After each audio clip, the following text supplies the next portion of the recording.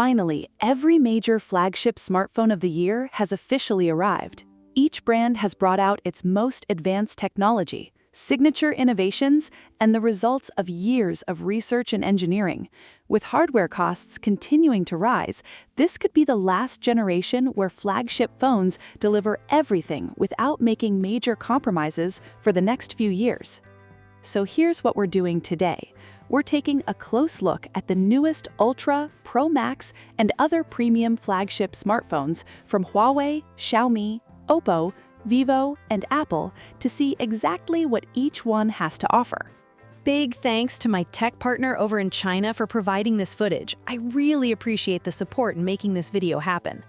Hey everyone, Stella here from Techie Street. If you're into staying updated with the newest gadgets, make sure to hit that subscribe button and turn on notifications so you don't miss any of our latest tech content. At first glance, the two Pro Max models and the three Ultra devices look surprisingly alike. Huawei is the one that instantly stands out with its own identity. That bold, triangular camera module and distinctive color design make it recognizable from a distance. You don't even have to say a word. Simply pulling it out of your pocket makes a statement. Xiaomi, OPPO, and Vivo, on the other hand, have all followed the trend of oversized circular camera modules, which can make the phones feel a little bulky. OPPO has moved back toward a slimmer design, Xiaomi has trimmed down the overall thickness, while Vivo ends up being the thickest phone in this lineup. Some people may point out that OPPO's body is actually thicker, and that's correct if we're only measuring the frame itself, but I'm talking about the complete camera section. After measuring the Vivo X300 Ultra, its thickest point reaches 16.6 millimeters, making the entire device feel like one solid block. Apple takes the most subtle approach to its design. The camera module blends smoothly into the body through a gentle slope, and the rectangular camera layout helps it sit flatter on a desk compared to the others.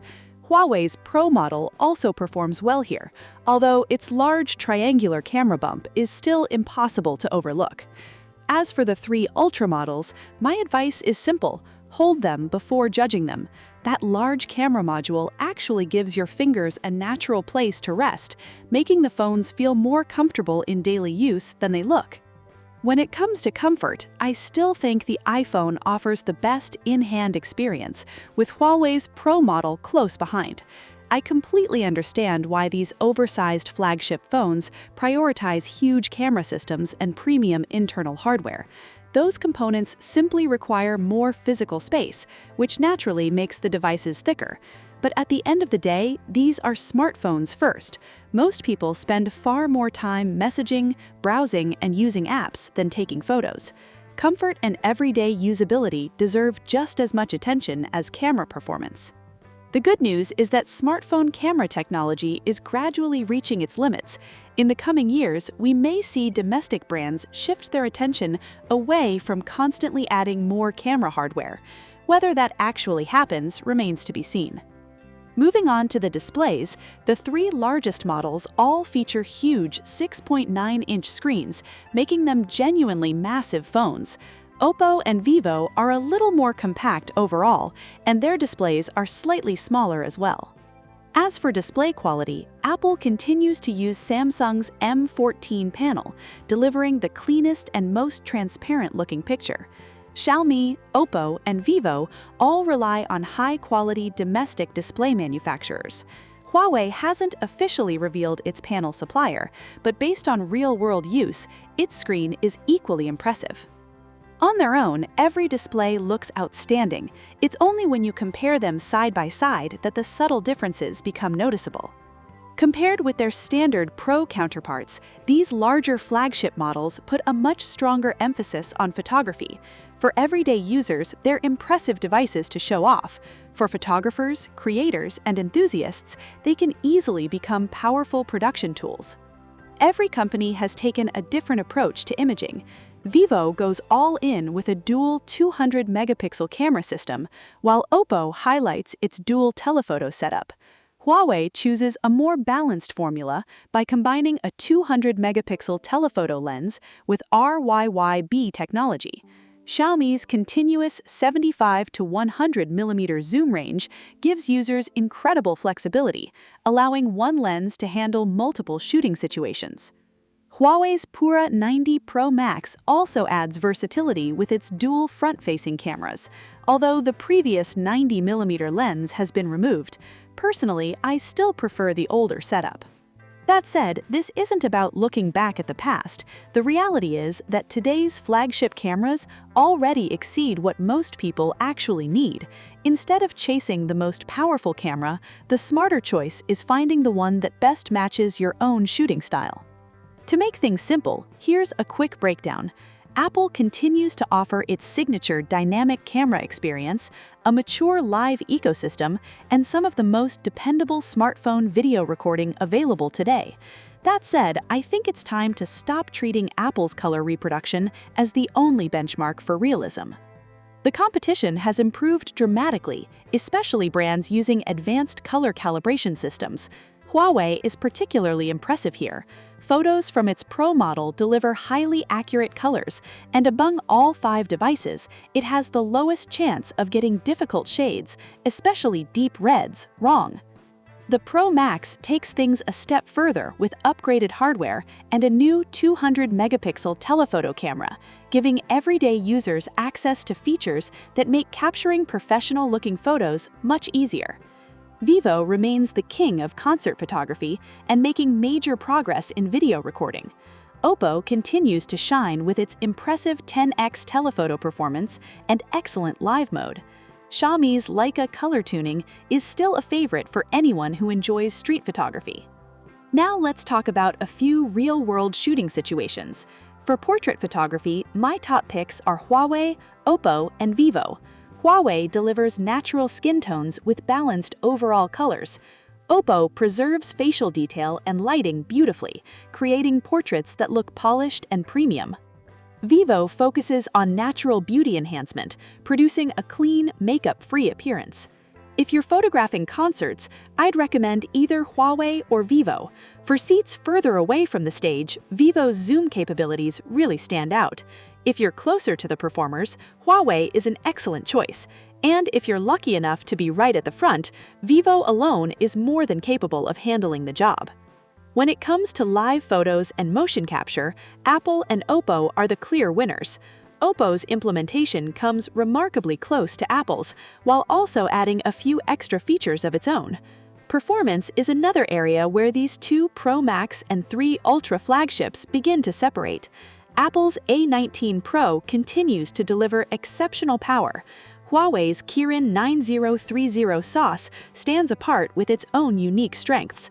Meanwhile, Xiaomi, OPPO, and Vivo remain very similar, using comparable flagship chipsets and memory configurations that result in a consistently smooth experience across all 3 devices.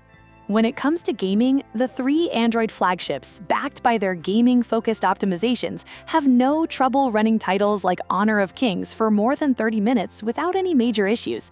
Xiaomi is the one exception here. If you're someone who spends hours gaming, I'd still suggest picking up a dedicated gaming phone. In fact, if gaming is your #1 priority, these Ultra flagships aren't quite as impressive as the gaming-focused models offered by their own sub-brands. But realistically, most people buying these premium phones aren't doing it just to play games. Apple has a different challenge: heat. Even with its premium price tag, the iPhone still gets noticeably warm during long gaming sessions.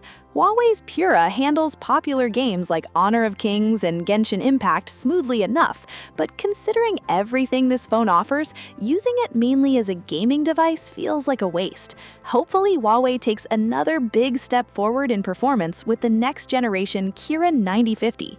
For most people, though, raw processor power comes down to one simple question: does the phone stay fast in everyday use? To answer that, we ran a test that continuously opened 20 different apps.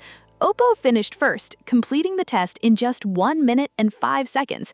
The other Android phones followed between 1 minute 10 seconds and 1 minute 20 seconds. Surprisingly, Apple came in last at 1 minute and 37 seconds, largely because of the number of ads that interrupted the testing process.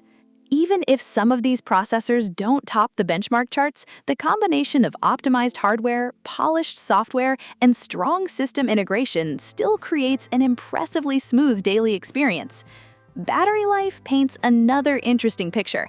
Among these 5 flagship phones, OPPO packs the largest battery at 7,050 milliamps, while Apple's battery is the smallest, offering only about 70% of OPPO's capacity. During our 5-hour battery endurance test, OPPO delivered the best result with 75% battery remaining. Huawei, Xiaomi, and Vivo all finished close to the 70% mark, while Apple ended up in last place with 55% left. Things changed completely when we switched to an endless TikTok scrolling test until each phone shut down. Xiaomi made an impressive comeback, while OPPO and Vivo, which had performed so well earlier, started losing their advantage. Thermal performance also brought some surprising results. Apple, Huawei, Xiaomi, and OPPO maintained excellent temperature control for most of the testing period. Their frames became warm but never uncomfortable to hold. OPPO and Vivo started off equally strong, but as testing continued, both devices became noticeably hotter, suggesting higher power consumption during sustained workloads. In long-term testing using a single application, OPPO and Vivo eventually fell behind the other 3 phones. One interesting observation is that the top performers all rely on their own custom operating systems, while the remaining 2 are built on Android. It proves that battery life isn't determined by battery size alone. Software optimization makes a huge difference too. With all that covered, it's time to wrap everything up. The iPhone 17 Pro Max is easily one of the hottest smartphones of the year and probably the most compared flagship on the market. The fact that every comparison seems to include it speaks volumes about its reputation.